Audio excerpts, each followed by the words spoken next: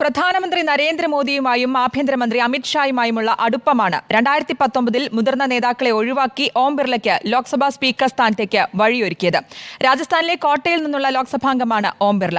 വിദ്യാർത്ഥി നേതാവായാണ് രാഷ്ട്രീയ ജീവിതം ആരംഭിച്ചത്.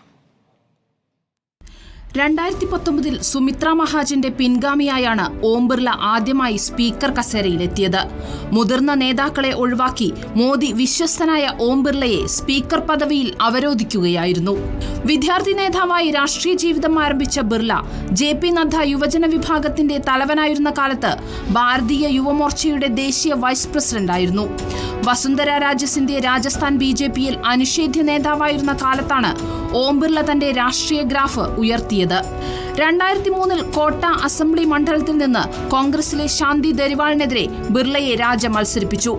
രാജെ മുഖ്യമന്ത്രിയായിരിക്കെ 2003-2008 കാലത്ത് അദ്ദേഹത്തെ പാർലമെന്ററി സെക്രട്ടറിയായി നിയമിച്ചു. എന്നാൽ പിന്നീട് ഇരുവരും തമ്മിൽ അഭിപ്രായ ഭിന്നതയുണ്ടായി. എന്നാൽ അന്നത്തെ BJP അധ്യക്ഷനായ വെങ്കയ്യ നായിഡുമായിട്ടുണ്ടായിരുന്ന അടുപ്പം ബിർളയെ തുണച്ചു. 2003, 2008, 2013 വർഷങ്ങളിൽ രാജസ്ഥാൻ നിയമസഭാംഗമായിരുന്ന ബിർളയ്ക്ക് പ്രധാനമന്ത്രി നരേന്ദ്രമോദിയുമായുണ്ടായിരുന്ന മുൻകാല പരിചയമാണ് ലോക്സഭയിലേക്ക് വഴിയൊരുക്കിയത്. 2014 കോട്ടയിൽ നിന്നും ബിർള ലോക്സഭയിലെത്തി. 2019 കോട്ടയിൽ നിന്ന് വീണ്ടും തെരഞ്ഞെടുക്കപ്പെട്ടതിനു ശേഷം നിരവധി മുതിർന്ന പാർട്ടി നേതാക്കളെ മറികടന്ന് മോദി അദ്ദേഹത്തെ സ്പീക്കർ സ്ഥാനത്തേക്ക് നിർദ്ദേശിച്ചു. പ്രതിപക്ഷത്തിന് ഒട്ടും അനഭിമതനല്ല ഓം ബിർള. കഴിഞ്ഞ ലോക്സഭയിൽ പ്രതിപക്ഷ എംപിമാരെ കൂട്ടത്തോടെ സസ്പെൻഡ് ചെയ്ത് പുറത്താക്കിയത് വിവാദങ്ങൾക്കിടവച്ചിരുന്നു.